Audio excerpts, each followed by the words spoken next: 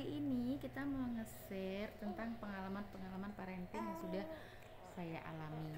Jadi, waktu ngelahirin si kecil yang nomor 3 ini, si kecil ini ada cerita menarik karena kakak-kakaknya yang dua itu tidak pernah mengalaminya. Jadi si kecil ini ceritanya ketika setelah pusarnya lepas itu tidak berjalan sempurna. Jadi pusarnya itu kemudian timbul seperti bintik merah kecil dan itu tuh keluar. Jadi ini bagian pusarnya ini tuh keluar.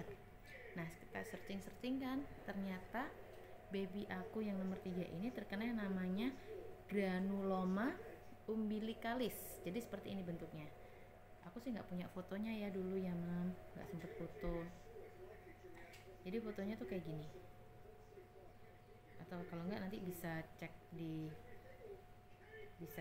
ini ya, bisa cek di Google. Nah, seperti ini, Mam. Benar-benar seperti ini, persis seperti ini. Jadi pusarnya itu keluar, kemudian tengahnya itu ada bintil merahnya seperti ini.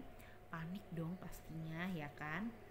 Kemudian tapi nggak bikin anak rewel. Jadi tidak ada efek apapun ke anaknya. Cuman kita takut ya, masa iya pusarnya, takutnya kenapa-napa gitu kan. Akhirnya kita ke bidan disuruh kasih betadine doang, nggak boleh diapa-apain karena bahaya. Oke.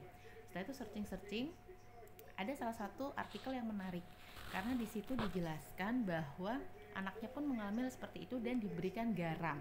Bayangkan diberikan garam, bagaimana caranya?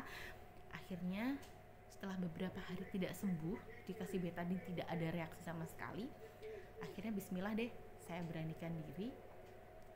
Itu perut, itu udel, pusernya anak saya itu, saya kasih garam, bener-bener garam dapur yang dibuat masak itu loh. Itu saya kasih itu, saya diemin selama kurang lebihnya 5-10 menit. Kemudian saya sih nggak tahu ya, saya bersihkan pakai cotton bud, tapi sekali lagi jangan dikorek. Jadi jangan dikorek-korek gitu, jangan, cukup ditul, yang penting garamnya keluar semua.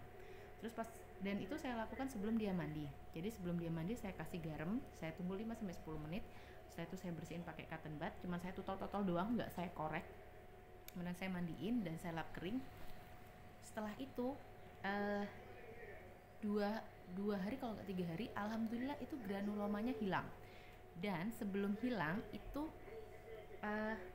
dia berubah, ciri-cirinya kalau mau sembuh itu granulomanya itu berubah menjadi hitam. Jadi yang awalnya bintilnya itu merah kayak darah gitu kan ya, kayak kutil gitu, kayak darah kutil, itu jadi menghitam, bener-bener menghitam. Jadi bulatan itu yang tadinya merah itu tiba-tiba berubah jadi hitam banget, hitam. Takut dong saya ya kan, aduh ini jangan-jangan kenapa gitu. Terus belum lagi kayak ada kayak keluar kayak darahnya gitu, tapi nggak bau ibu-ibu ya.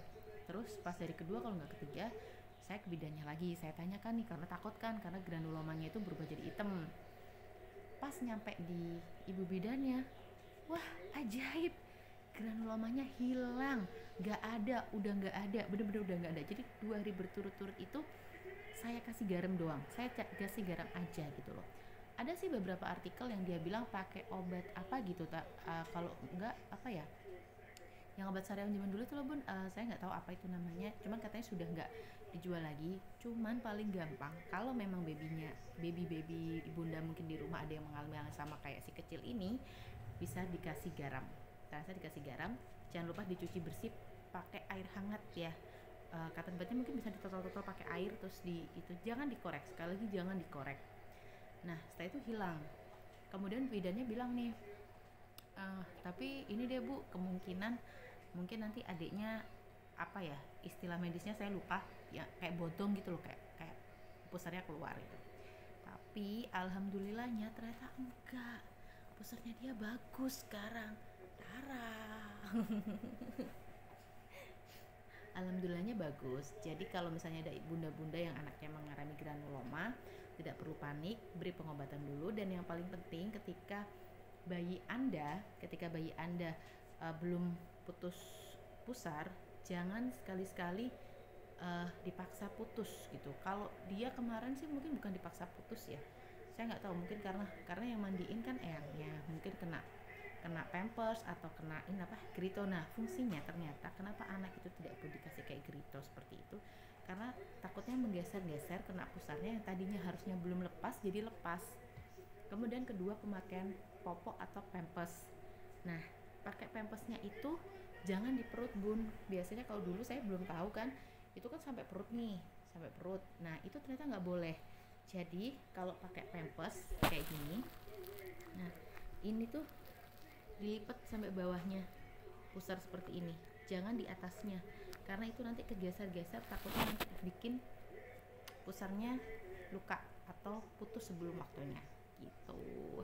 Sekian info dari kita, nanti kita berbagi cerita lagi ya. Dadah.